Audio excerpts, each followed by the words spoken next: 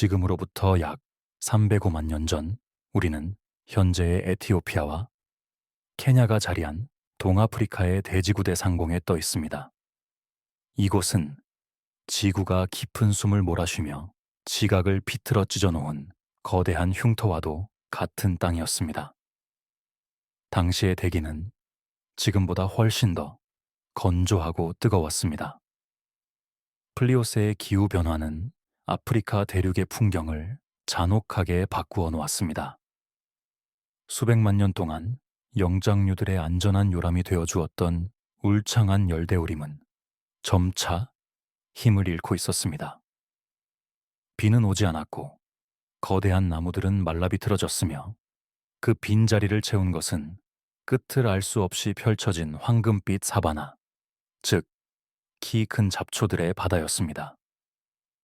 바람이 불 때마다 건조한 흙먼지가 붉은 안개처럼 피어올랐고 듬성듬성 남은 아카시아 나무들만이 외로운 섬처럼 점점이 흩어져 있었습니다. 그늘은 줄어들었고 태양은 머리 위에서 자결했습니다. 이 가혹한 변화는 숲에 살던 영장류들에게 생존을 건 선택을 강요했습니다. 굶어 죽을 것인가 아니면 저 위험한 땅으로 내려갈 것인가. 여기 한 생명체가 있습니다. 학명은 오스트랄로피테쿠스 아파렌시스. 훗날 우리가 루시라는 애칭으로 부르게 될 그녀는 지금 말라가는 무화과나무 가지 끝에 위태롭게 매달려 있습니다. 그녀의 키는 고작 1미터 남짓, 온몸은 검고 뻣뻣한 털로 뒤덮여 있었으며 얼굴은 턱이 툭 튀어나온 유인원의 형상 그대로였습니다. 하지만 그녀의 눈동자에는 깊은 불안이 서려 있었습니다. 나무 위의 과일은 이미 동이 났고 배고픔은 위장을 쥐어짜듯 고통스럽게 밀려왔습니다. 다음 나무 숲으로 이동하려면 그녀는 반드시 저 아래 포식자들이 숨죽이고 있는 땅을 밟아야만 했습니다. 그녀는 아래를 내려다보았습니다. 사바나의 풀숲은 바람에 물결치며 그 속에 숨은 것들을 감추고 있었습니다. 검치호의 날카로운 송곳니나 하이에나 떼의 탐욕스러운 턱이 어디서 튀어나올지 모르는 죽음의 지대였습니다. 네 발로 기어서 이동한다면 풀숲에 가려 시야를 확보할 수 없었습니다. 적이 다가오는 것을 볼 수 없다는 것은 곧 죽음을 의미했습니다. 그녀의 뇌 용량은 고작 400cc, 현대 인류의 3분의 1 수준에 불과했지만 생존 본능은 그녀에게 새로운 자세를 요구하고 있었습니다. 그녀는 떨리는 손으로 나뭇가지를 놓았습니다. 굳은 살이 박힌 발바닥이 뜨겁게 달궈진 붉은 흙에 닿았습니다. 시간을 멈추고 그 찰나의 순간을 들여다보겠습니다. 그녀가 허리를 펴고 일어서는 순간입니다. 척추가 수직으로 세워지며 골반에 체중이 실립니다.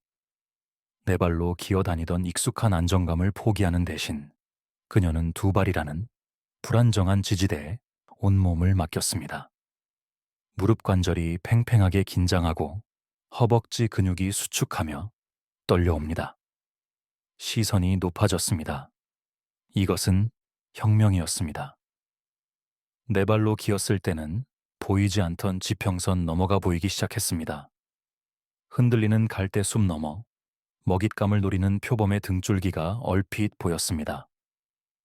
그녀는 공포에 질려 숨을 들이켰지만 동시에 자신이 적을 먼저 발견했다는 사실을 깨달았습니다. 그녀는 첫 발을 내디뎠습니다.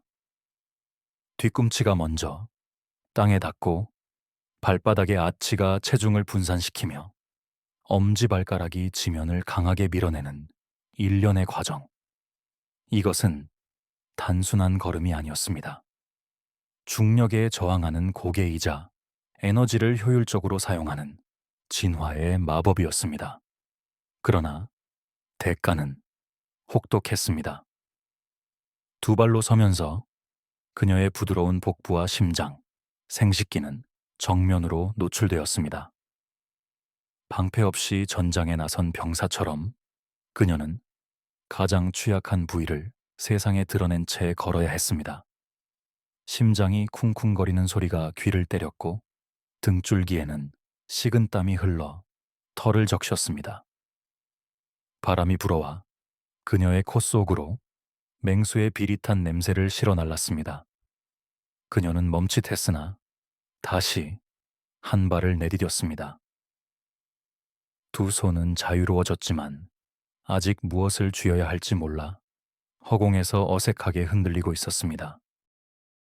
그날 그녀는 무사히 건너편 숲에 도달했습니다. 그녀가 남긴 발자국은 곧 바람과 모래에 덮여 사라졌지만 그 유전적 형질은 살아남았습니다. 약 360만 년 전 탄자니아 레톨리의 화산재 위에 찍힌 두 발의 발자국은 그들이 이미 완벽하게 걷고 있었음을 증명합니다. 직립보행은 인류에게 두 가지 선물을 주었습니다. 하나는 멀리 볼 수 있는 시야였고 다른 하나는 걷는 노동에서 해방된 두 손이었습니다. 이제 인류는 이 자유로워진 손으로 세상을 만지고 비틀고 깨뜨릴 준비를 마쳤습니다. 해가 지고 사반의 어둠이 깔립니다. 나무 위로 돌아간 그들은 서로의 털을 골라주며 하루의 공포를 달랩니다. 하지만 그들의 송긋 감각은 어제와 다릅니다. 우연히 쥐게 된 돌멩이의 묵직한 감촉이 그들의 뇌리에 미세한 스파크를 일으키고 있었기 때문입니다. 시계 바늘을 다시 100만 년 돌려 우리는 250만 년 전에 동아프리카로 내려갑니다. 거대한 지각 변동은 계속되었고 기후는 더욱 건조해져 사막화가 가속화되고 있었습니다. 생존의 난이도는 극한으로 치달았습니다. 이 시기의 주인공은 호모 하빌리스, 라틴어로 손재주 좋은 사람이라는 뜻을 가진 인류입니다. 하지만 이름과 달리 그들의 삶은 비참하고 궁핍했습니다. 그들은 아직 사바나의 지배자가 아니었습니다. 사자나 표범 같은 최상위 포식자가 사냥을 끝내고 배를 채운 뒤 떠나기를, 그리고 그 뒤를 이어 하이에나 떼가 남은 고기를 뜯어먹고 사라지기를 덤불 속에 숨어 기다려야 하는 서열, 최하위의 시체의 청소부였습니다. 뜨거운 태양 아래 썩어가는 가젤의 사체 주변으로 독수리들이 선회하고 있습니다. 덤불 속에 숨죽이고 있던 호모 하빌리스 무리는 포식자들이 완전히 사라진 것을 확인하고서야 조심스럽게 다가갑니다. 하지만 그들에게 남겨진 것은 살점이 거의 다 뜯겨나간 앙상한 뼈뿐이었습니다. 그들은 알고 있었습니다. 저 단단한 뼈 속에 붉고 기름진 생명의 정수, 골수가 들어있다는 것을 말입니다. 골수는 고단백 고지방의 영양 덩어리로 굶주린 그들에게는 생명수와도 같았습니다. 하지만 딜레마가 그들을 가로막았습니다. 영양이나 얼룩말의 대퇴골은 너무나 단단했습니다. 호모 하빌리스의 치아는 맹수처럼 강력하지 못했고 손톱은 무뎠습니다. 그들은 돌멩이를 들어 뼈를 내리쳤지만 뼈는 부서지지 않고 미끄러지기 일쑤였고 오히려 손가락을 찧어 고통스러운 비명만 지를 뿐이었습니다. 배고픔에 지친 한 사내가 강계에 주저앉았습니다. 그의 눈앞에는 수만 년 동안 물살에 깎여 둥그러진 자갈들이 널려 있었습니다. 그는 무심코 한 손에 야구공만한 현무암 자갈을 쥐고 다른 손에는 좀 더 묵직한 돌을 들었습니다. 의도된 계획은 아니었습니다. 그저 분노와 배고픔, 그리고 우연히 겹친 행동이었습니다. 인류 역사를 바꾼 그 타격의 순간을 목격해 봅시다. 사내의 오른손이 허공을 가릅니다. 묵직한 망칫돌이 왼손에 쥐어진 몸돌의 가장자리를 향해 정확한 각도로 내려꽂힙니다. 탁! 둔탁하면서도 날카로운 파열음이 정적을 깹니다. 두 돌이 부딪히는 접점에서 미세한 불꽃 튀는 냄새와 함께 돌의 껍질이 결을 따라 떨어져 나갑니다. 땅에 떨어진 흑회색의 돌 조각, 우리는 이것을 격지라고 부릅니다. 사내는 떨어진 격지를 집어들었습니다. 그 끝은 면도날처럼 얇고 예리하게 서 있었습니다. 그는 호기심에 자신의 손가락을 살짝 대보았습니다. 하는 순간 붉은 피가 맺혀 흘러내립니다. 아픔보다 더 큰 전율이 그의 뇌를 강타했습니다. 자신의 무딘 손톱이나 이빨과는 비교도 할 수 없는 자연계에서 가장 날카로운 무언가가 자신의 손안에 탄생한 것입니다. 그는 즉시 이 날카로운 돌조각을 들고 가젤의 뼈로 달려갔습니다. 격지의 날을 뼈에 대고 힘주어 긋자 뼈를 감싸고 있던 질긴 힘줄이 잘려나갔습니다. 묵직하게 다듬어진 몸돌로 뼈의 중간을 내리치자 마침내 쩍 하는 소리와 함께 뼈가 갈라지고 그토록 갈망하던 부드러운 골수가 흘러나왔습니다. 이 투박한 돌멩이 올도한 석기의 발명은 단순한 도구의 사용을 넘어선 사건이었습니다. 이것은 인류가 신체적 한계를 외부의 사물로 극복한 최초의 순간이었습니다. 이제 그들은 맹수의 이빨을 빌리지 않고도 고기를 자를 수 있었고 발톱 없이도 가죽을 벗길 수 있게 되었습니다. 풍부한 골수 섭취는 즉각적인 변화를 가져왔습니다. 고열량의 에너지는 소화기관의 부담을 줄이고 잉여 에너지를 뇌로 보냈습니다. 호모 하빌리스의 뇌 용량은 600cc에서 700cc로 증가하기 시작했습니다. 더 똑똑해진 그들은 더 정교한 도구를 만들었고 이는 다시 더 많은 식량을 확보하는 선순환을 만들어냈습니다. 강가에는 이제 탁, 탁 하는 돌 깨는 소리가 끊이지 않습니다. 그들은 돌을 깨면 날카로운 날을 얻을 수 있다는 지식을 공유하기 시작했습니다. 하지만 아직 부족했습니다. 날고기를 씹는 것은 여전히 턱에 무리를 주었고 밤의 추위와 어둠은 여전히 그들을 공포에 떨게 했습니다. 이제 인류는 씹는 시간을 줄이고 밤을 정복해야 했습니다. 시계바늘은 다시 100만 년을 훌쩍 뛰어넘어 150만 년 전에 아프리카로 향합니다. 당시 인류에게 밤이라는 시간은 휴식이 아닌 절대적인 공포의 영역이었습니다.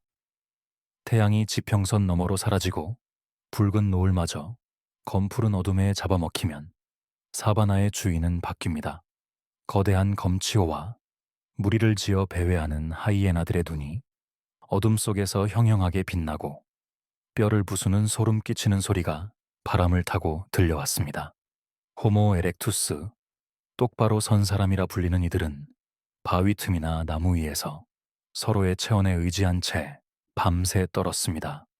털이 점차 사라져가는 그들의 매끈한 피부에 밤바람은 칼날처럼 파고들었습니다. 그들은 잠들지 못했습니다. 어둠 속에서 들려오는 바스락거리는 소리 하나에도 심장은 요동쳤고 누군가 비명을 지르며 어둠 속으로 끌려가도 남은 이들은 숨을 죽인 채 아침이 오기만을 기다려야 했습니다. 그들에게 밤은 죽음과 동의어였습니다. 어느 건조한 날의 오후 마른 하늘에 날벼락이 떨어졌습니다. 굉음과 함께 거대한 아카시아 나무가 반으로 쪼개졌고 그 마찰 열로 인해 마른 가지에 불이 붙었습니다. 순식간에 붉은 혀가 나무를 집어삼키며 춤을 추기 시작했습니다. 초원의 모든 동물은 본능적인 공포에 질려 달아났습니다. 사자도, 코끼리도, 영양도 불 앞에서는 평등하게 도망쳤습니다. 호모 에렉투스 무리 역시 처음에는 도망쳤습니다. 하지만 호기심이 공포를 이긴 한 명, 혹은 그 무리의 우두머리가 발걸음을 멈췄습니다. 그는 조심스럽게 타오르는 나무 둥치로 다가갔습니다. 뜨거운 열기가 얼굴을 확 덮쳤지만 그것은 기분 나쁜 고통이 아니라 밤의 추위를 몰아낼 수 있는 따스함이었습니다. 그는 보았습니다. 맹수들이 감히 가까이 오지 못하고 불꽃을 피해 뒷걸음질 치는 모습을 그는 깨달았습니다. 이 붉은 꽃은 잘만 다루면 맹수의 이빨보다 더 강력한 수호신이 될 수 있다는 것을 말입니다. 그는 용기를 내어 불이 붙은 나뭇가지를 집어들었습니다. 인류가 자연의 가장 파괴적인 힘인 에너지를 손에 쥔 역사적인 순간이었습니다. 그들은 불을 만드는 법은 몰랐지만 불을 지키는 법을 배웠습니다. 불씨가 꺼지지 않도록 마른 똥과 나뭇가지를 계속해서 먹여주는 불의 파수꾼이 탄생한 것입니다. 불의 발견이 가져온 진짜 혁명은 우연한 사고에서 시작되었습니다. 사냥해온 영양의 고기 한 덩어리가 실수로 혹은 호기심에 의해 불 속으로 떨어졌습니다. 섭씨 수백 도의 열기 속에서 고기의 단백질 구조가 변형되기 시작합니다. 질긴 근섬유가 풀리고 젤라틴화되며 부드러워집니다. 그리고 마침내 인류의 뇌를 자극하는 마법 같은 현상, 마이야르 반응이 일어납니다. 고기의 아미노산과 단기 열과 만나 갈색으로 변하며 고소하고 풍미 가득한 냄새 분자를 폭발적으로 방출합니다. 그 냄새는 사바나의 그 어떤 냄새와도 달랐습니다. 피비린나에 나는 날고기의 냄새가 아닌 식욕을 뇌의 깊은 곳까지 자극하는 향기였습니다. 한 남자가 나뭇가지로 타버린 고기를 꺼내 조심스럽게 한 입 베어 뭅니다. 바삭. 겉은 바삭하고 속은 육즙으로 가득 찬 고기가 입안에서 허물어집니다.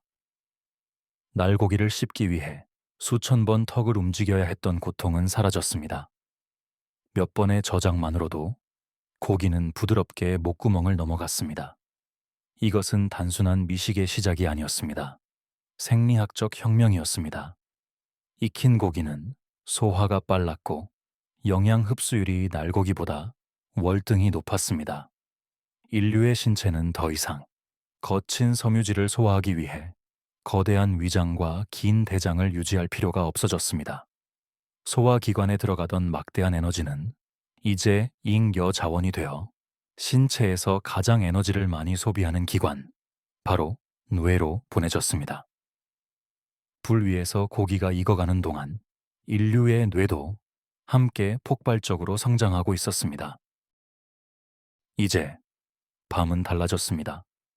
칠흑 같은 어둠 속 타닥, 타닥 타오르는 모닥불 주위로 무리가 둘러 앉았습니다.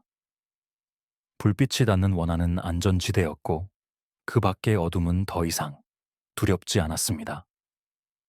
불을 보며 멍하니 앉아있는 시간, 즉 불멍의 시간 동안 그들은 서로의 얼굴을 바라보았습니다. 밝게 빛나는 불빛 아래서 미세한 표정의 변화를 읽었고 손짓과 발짓, 그리고 원시적인 언어로 낮에 있었던 사냥 이야기를 나누었습니다. 할머니는 손자에게 불을 다루는 법을 가르쳤고 아이들은 어른들의 무용담을 들으며 사회적 규범을 익혔습니다. 모닥불은 인류 최초의 난방 장치이자 조리기구였고 맹수를 쫓는 무기였으며 무엇보다 최초의 광장이었습니다. 따뜻하고 배부른 호모 에렉투스는 이제 더 큰 꿈을 꿀 수 있게 되었습니다. 뇌가 커지고 다리가 길어진 그들은 불이라는 강력한 무기를 들고 자신들의 요람 아프리카를 벗어날 준비를 마쳤습니다. 시계바늘은 10만 년 전을 가리킵니다. 우리는 지금의 황량한 사막이 아닌 전혀 다른 행성 같은 아프리카 북부를 내려다보고 있습니다. 믿기지 않으시겠지만 당시의 사하라 사막은 사막이 아니었습니다. 지구 자전축의 미세한 변화가 만들어낸 기적 같은 시기, 이른바 녹색 사하라의 시대였습니다. 지금은 모래바람만 부는 그곳에 거대한 호수가 출렁였고 강물이 혈관처럼 대지를 적셨으며 푸른 초원 위로는 하마와 악어, 그리고 가젤떼가 뛰어놀았습니다. 이 풍요로운 에덴 동산에서 우리의 직계 조상 호모 사피엔스가 번성했습니다. 350만 년 전에 루시가 두려움에 떨던 미약한 존재였다라면 10만 년 전의 사피엔스는 이미 완성된 사냥꾼이었습니다. 그들의 뇌 용량은 현대인과 거의 동일한 1350cc에 달했고, 피부는 강렬한 적도 태양을 견디기 위해 짙은 멜라닌 색소로 무장한 검은빛이었습니다. 그들은 조개 껍데기를 뚫어 목걸이를 만들 줄 알았고, 붉은 황토를 몸에 발라 자신을 치장할 줄 아는 문화를 가진 존재들이었습니다. 그러나 영원한 것은 없었습니다. 수천 년에 걸쳐 지구의 기후 시계가 다시 차갑게 돌아가기 시작했습니다. 풍요로웠던 호수의 수위는 낮아졌고 초원은 서서히 갈색으로 말라갔습니다. 먹잇감들은 물을 찾아 북쪽과 동쪽으로 이동하기 시작했습니다. 사피엔스 무리 역시 선택해야 했습니다. 말라가는 땅에 남아 굶주릴 것인가, 아니면 저 동물들의 뒤를 쫓아 미지의 땅으로 갈 것인가. 어떤 무리는 남았고 어떤 무리는 떠났습니다. 떠나기로 결심한 이들, 약 150명 남짓의 한 부족이 지금 아프리카 대륙의 동쪽 끝, 오늘날의 지부티 해안가에 서 있습니다. 그들의 눈앞에는 거대한 물길이 가로막고 있었습니다. 홍해와 아덴만이 만나는 곳, 바브 엘 만데브 해협. 아랍어로 눈물의 문이라 불리는 이 바다는 아프리카와 아라비아 반도를 가르는 거대한 장벽이었습니다. 하지만 빙하기가 시작되면서 해수면이 지금보다 낮아졌고 바다 저편에는 희미하게 육지의 그림자가 어른거리고 있었습니다. 부족의 우두머리인 한 남자가 해안가 갯바 위에 서 있습니다. 그의 발밑에는 파도가 하얗게 부서지며 검은 현무암을 때립니다. 그는 태어나서 한 번도 수평선 너머의 땅을 밟아본 적이 없습니다.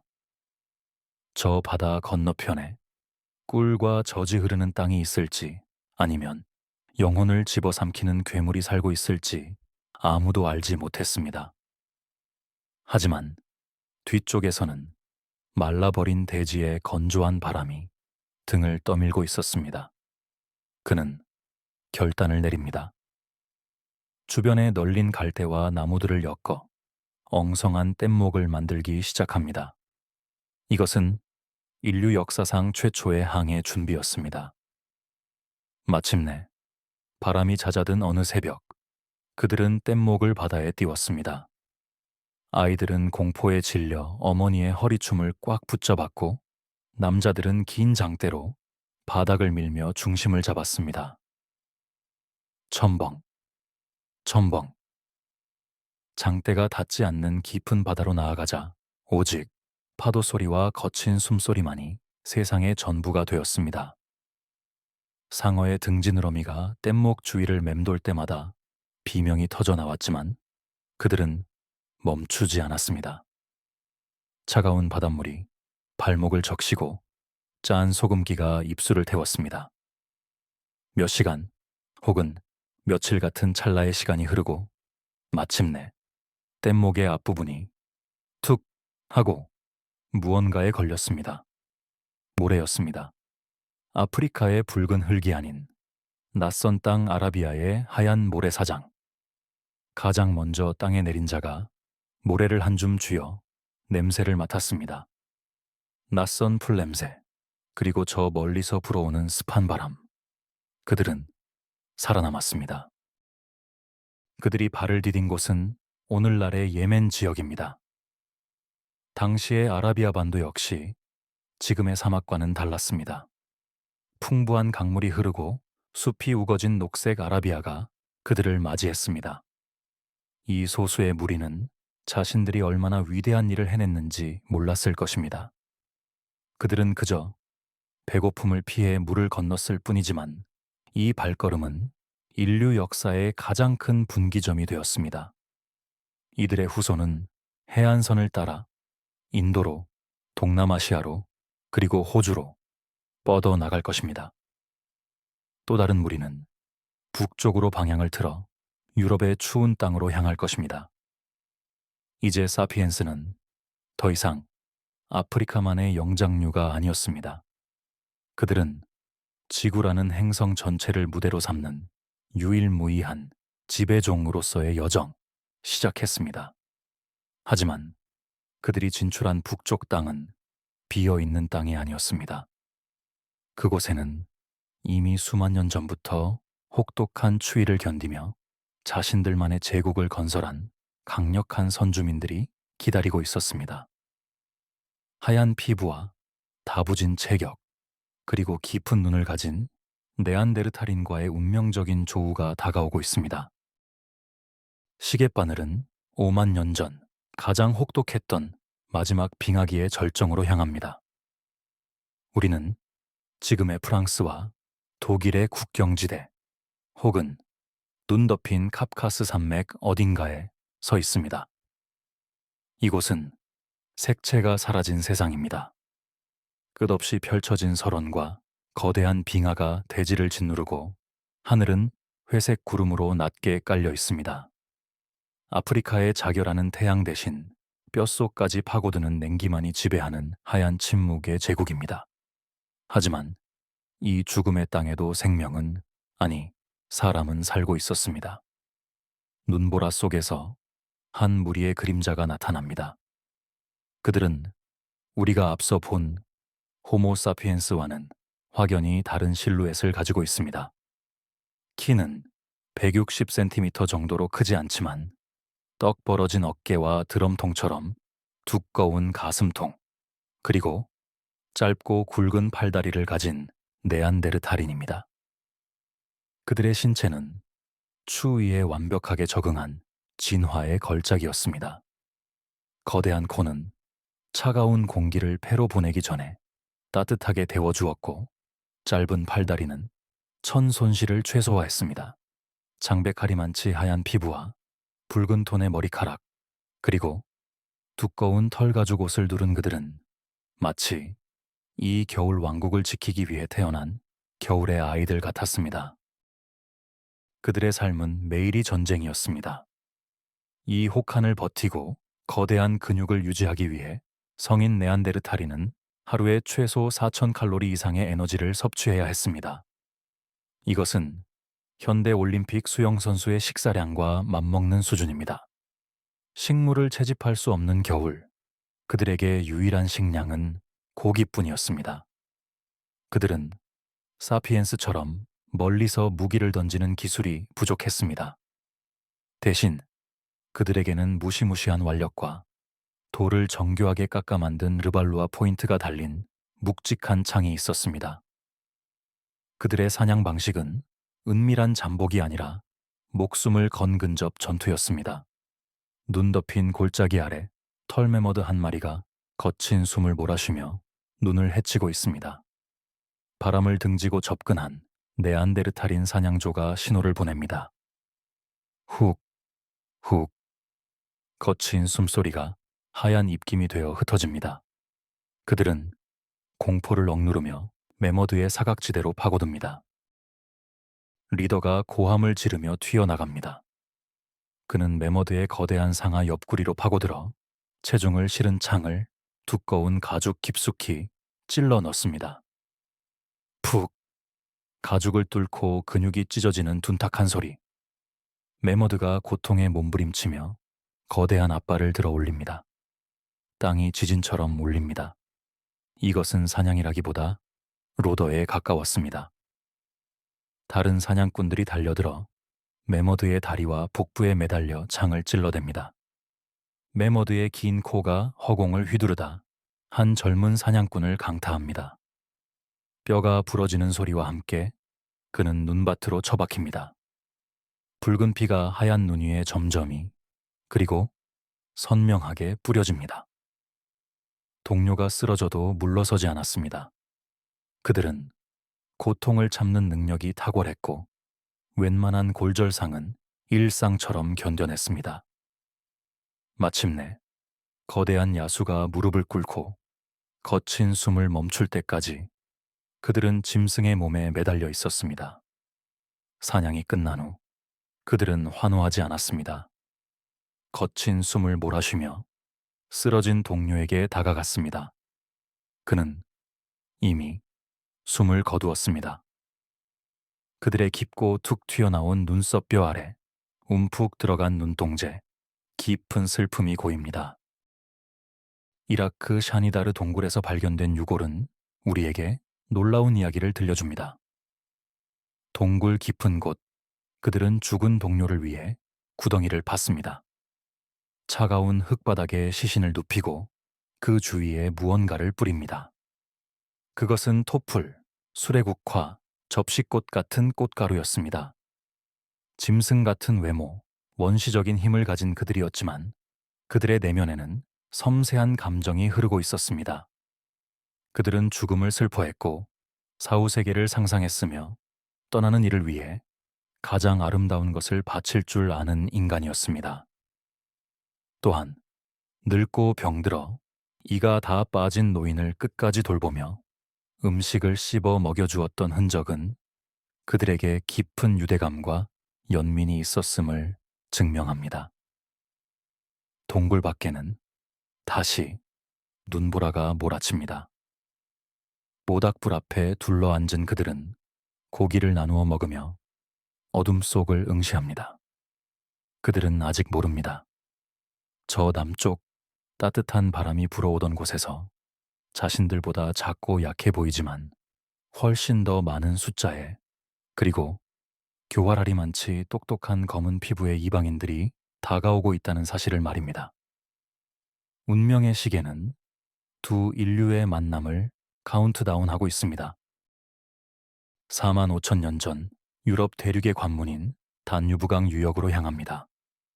이곳은 동쪽에서 서쪽으로 이동하는 사피엔스들에게 고속도로와 같은 길이었으며 동시에 수만 년간 이 땅의 주인이었던 네안데르탈인의 영토였습니다.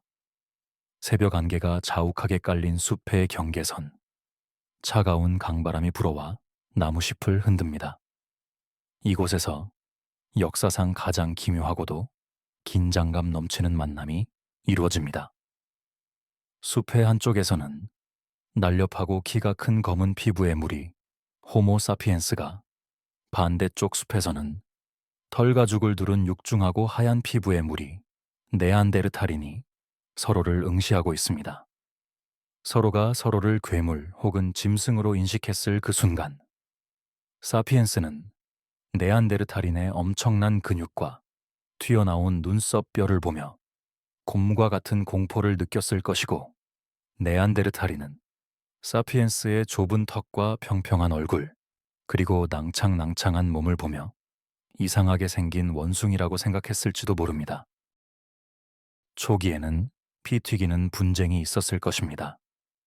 사냥터를 둔 경쟁은 필연적이었으니까요. 네안데르탈인은 근접전에서 압도적으로 강했지만 사피엔스는 투창기를 사용하여 멀리서 창을 던지는 거리에 우위를 점했습니다. 하지만 모든 만남이 전쟁으로 끝난 것은 아니었습니다. 어느 추운 겨울밤, 무리에서 이탈하거나 길을 잃은 사피엔스 한 명이 네안데르탈인의 야영지 근처를 배회합니다. 혹은 그 반대의 상황이었을 수도 있습니다. 극한의 추위와 배고픔 앞에서는 종의 차이보다 생존이라는 공통분모가 더 컸습니다. 네안데르탈인들은 불을 피우는 기술이 뛰어났고 가죽을 다루는 솜씨가 투박하지만 훌륭했습니다. 사피엔스는 정교한 언어와 장신구를 가지고 있었습니다. 경계심 가득한 눈빛이 오가는 가운데 고기 한 덩어리가 툭 던져집니다. 언어는 통하지 않았지만 배고픔을 달래주는 행위는 만국 공통의 언어였습니다. 역사책에는 기록되지 않은 은밀한 동굴 속의 밤을 들여다봅니다. 모닥불이 사그라들고 동굴 안에는 두 사람의 거친 숨소리만 남습니다. 한쪽은 사피엔스, 다른 한쪽은 네안데르탈인입니다. 외모는 너무나 다릅니다. 하지만 그들은 서로의 눈동자 속에서 같은 인간의 영혼을 발견합니다. 사피엔스의 손이 네안데르탈인의 두꺼운 어깨와 흉터를 어루만집니다. 네안데르탈인의 투박하고 큰 손이 사피엔스의 매끄러운 얼굴을 감쌉니다. 낯선 채취, 낯선 피부의 감촉. 그것은 금단의 호기심이자 본능적인 끌림이었습니다. 그 밤, 두 종의 경계는 무너졌습니다. 생물학적으로 서로 다른 두 혈통이 하나로 섞이는 이종 교배가 일어난 것입니다. 이것은 단순한 육체적 결합이 아니었습니다. 수십만 년 동안 아프리카와 유럽에서 각자 진화해온 면역 체계와 생존 유전자가 융합되는 거대한 생물학적 사건이었습니다. 그들의 결합으로 태어난 아이는 사피엔스의 민첩함과 네안데르탈인의 강인함을 모두 물려받았을 것입니다. 약 5천년의 공존 기간을 끝으로 네안데르탈인은 역사 속으로 사라졌습니다. 3만 년 전을 기점으로 그들의 화석은 더 이상 발견되지 않습니다.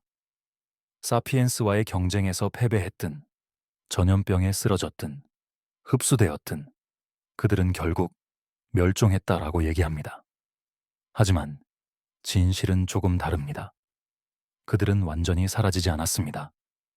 지금 이 이야기를 듣고 계신 당신이 아프리카계 순수 혈통이 아니라면 당신의 몸속에는 네안데르탈인의 유전자가 1%에서 4%가량 흐르고 있습니다. 추위를 견디는 피부, 특정 바이러스에 대한 면역력, 심지어 우울감에 빠지기 쉬운 기질까지. 그날 밤의 은밀한 만남이 남긴 흔적은 수만 년의 세월을 넘어 현대인의 DNA 깊은 곳에 각인되어 있습니다. 네안데르탈인은 멸종한 것이 아니라 우리라는 거대한 물줄기 속에 합류하여 영원히 살아가고 있는 것입니다. 경쟁자를 물리치고 유일한 인류가 된 사피엔스. 이제 그들에게는 생존을 넘어선 잉여의 에너지가 생겼습니다. 그 에너지는 현실에 존재하지 않는 것을 꿈꾸는 힘, 예술과 종교로 폭발합니다. 시계바늘은 3만 5천 년 전 프랑스 남부 아르데슈 계곡의 깊은 협곡으로 향합니다. 지상에는 매머드와 털콧불소가 하얀 입김을 뿜으며 설원을 누비고 있지만 지금 우리는 그들이 사는 세상이 아닌 지하 깊은 곳으로 내려갑니다. 이곳은 쇼베 동굴의 입구입니다. 빛 한 점 들어오지 않는 절대 어둠의 세계.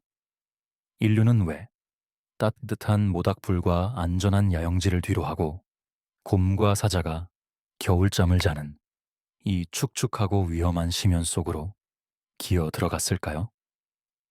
그들에게 동굴은 단순한 거주지가 아니었습니다. 대지의 깊숙한 틈, 그 좁고 습한 통로를 지나 도달하는 그곳은 대지의 자궁이자 영혼들이 머무는 성소였습니다.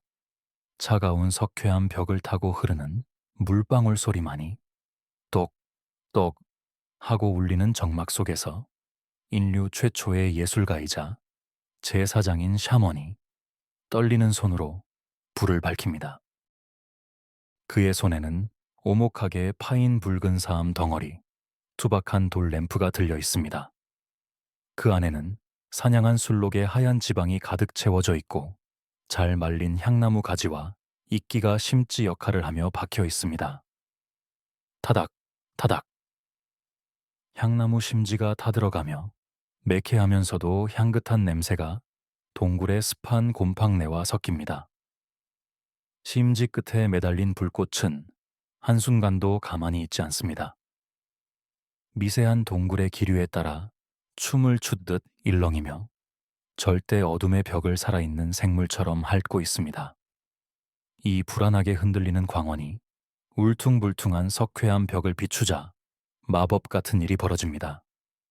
정지해 있던 바위의 굴곡이 기묘하게 비틀리기 시작한 것입니다.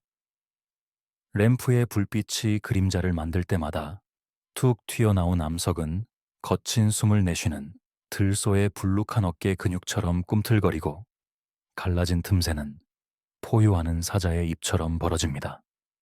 샤먼은 허리춤에서 준비해온 안료를 꺼냅니다.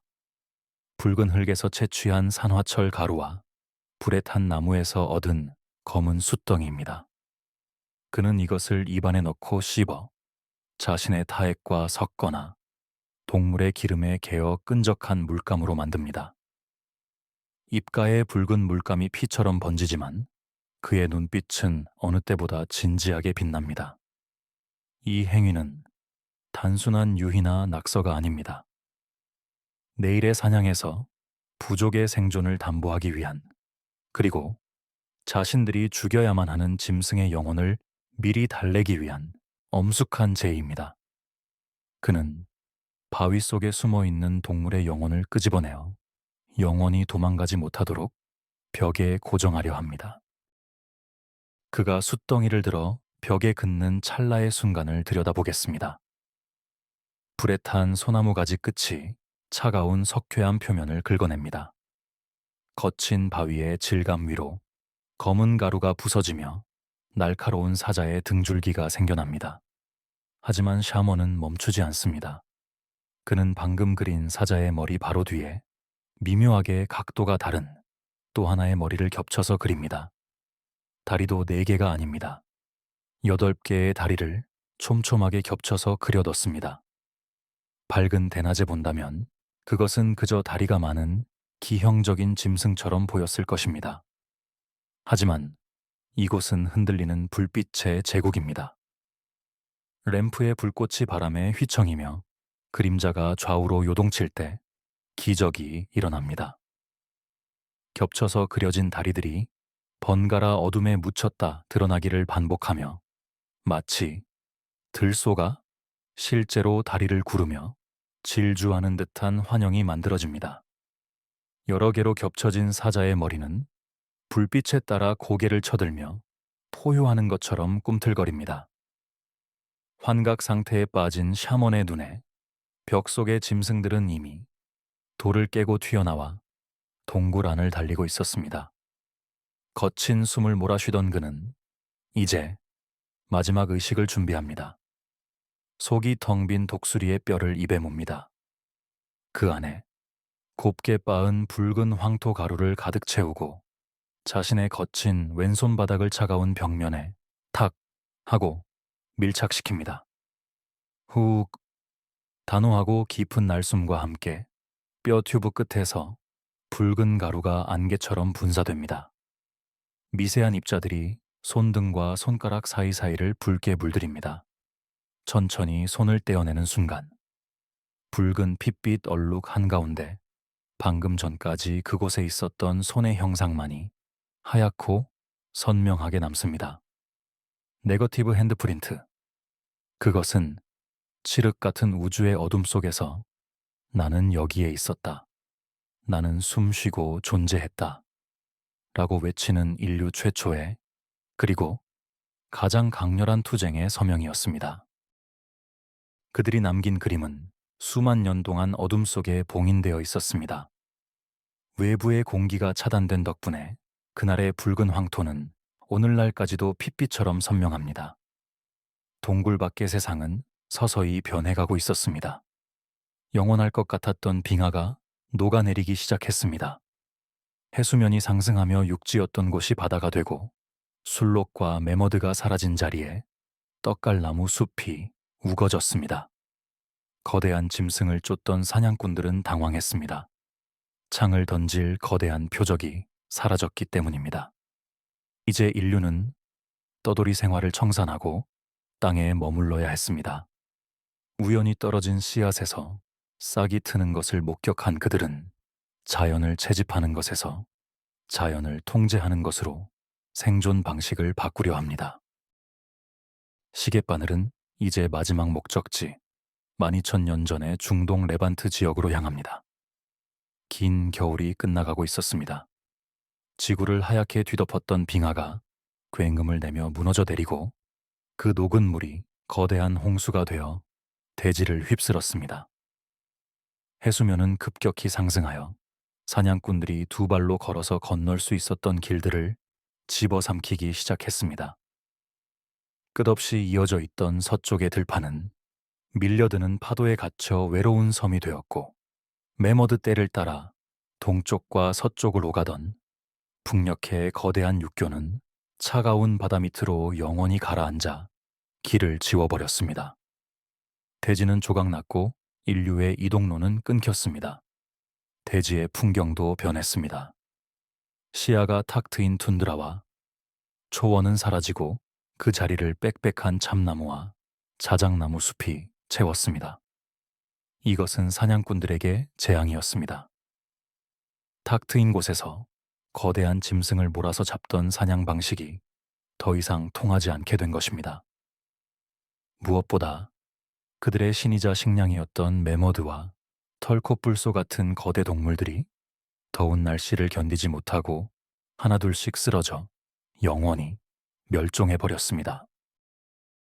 여기 한 무리의 사냥꾼들이 울창해진 숲속을 헤매고 있습니다. 그들의 어깨에 걸친 묵직한 돌창은 이제 무용지물이 되어가고 있습니다. 며칠을 돌아다녀도 보이는 것은 덤불 사이로 재빠르게 도망치는 토끼나 멧돼지뿐, 부족 전체를 배불리 먹여 살릴 거대한 고기 덩어리는 어디에도 없습니다. 숲은 고요했지만 그들의 속은 타들어갔습니다.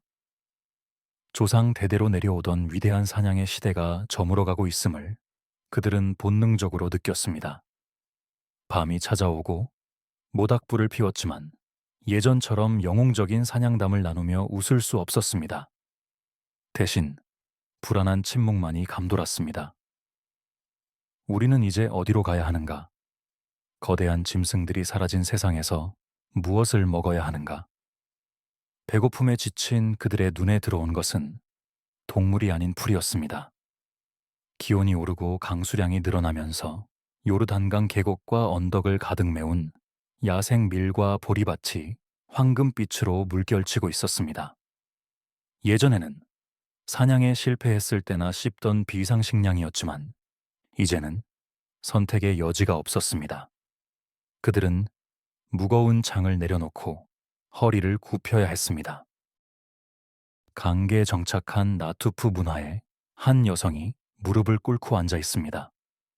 그녀의 손에는 짐승의 뼈에 날카로운 부싯돌 날을 여러 개 박아 만든 톱니 모양의 낫이 들려 있습니다.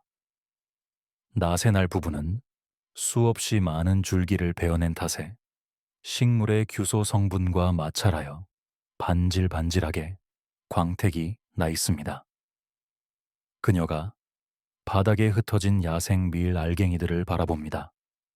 그녀는 우연히 발견했습니다.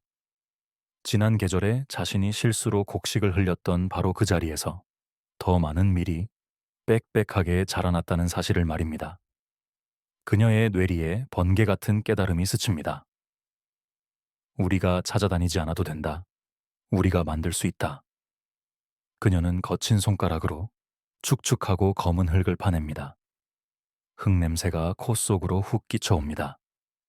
그녀는 가장 튼실하고 굵은 밀알갱이 하나를 골라 그 작은 구멍 속에 조심스럽게 집어넣습니다. 이것은 자연에게 건네는 인류 최초의 계약이었습니다. 내가 너를 심고 물을 주고 기다리겠다. 그러니 너는 나에게 더 많은 열매를 다오. 그녀가 흙을 덮고 손바닥으로 다독이는 그 찰나의 순간 300만 년 동안 이어져 온 수렵과 찻집의 시대가 막을 내렸습니다. 이제 인류는 자연을 쫓아다니는 방랑자에서 자연을 통제하고 길들이는 농부로 다시 태어났습니다. 씨앗을 심었으니 이제 떠날 수 없습니다. 싹이 트고 열매가 맺힐 때까지 그 곁을 지켜야 합니다. 사람들은 이동식 텐트를 걷어치웁니다. 진흙과 짚을 섞어 단단한 벽돌을 굽고 땅을 파서 기둥을 세웁니다. 둥근 집들이 하나둘 모여 마을이 되고 그 마을을 지키기 위해 돌로 높은 담장을 쌓습니다. 정착은 인류에게 안정적인 식량을 주었지만 동시에 새로운 굴레를 씌웠습니다. 나의 땅, 나의 집, 나의 곡식이라는 소유의 개념이 생겨났고 그것을 뺏으려는 자와 지키려는 자 사이에 최초의 전쟁이 시작되었습니다. 300만 년 전 루시가 느꼈던 맹수에 대한 공포는 사라졌지만 이제 인간은 같은 인간을 두려워하며 경계하게 되었습니다. 우리의 긴 여행은 여기서 멈춥니다. 아프리카의 숲에서 떨리는 두 발로 일어선 오스트랄로피테쿠스에서 강가에서 돌을 깨트린 하빌리스, 어둠 속에서 불을 밝힌 에렉투스, 그리고 동굴벽에 꿈을 새긴 사피엔스를 지나 마침내 땅에 씨앗을 심은 농부가 되기까지 이 장대한 300만 년의 시간은 사라지지 않았습니다. 당신의 유전자 속에, 그리고 오늘 당신이 밟고 서 있는 문명이라는 거대한 땅 위에 고스란히 쌓여 있습니다.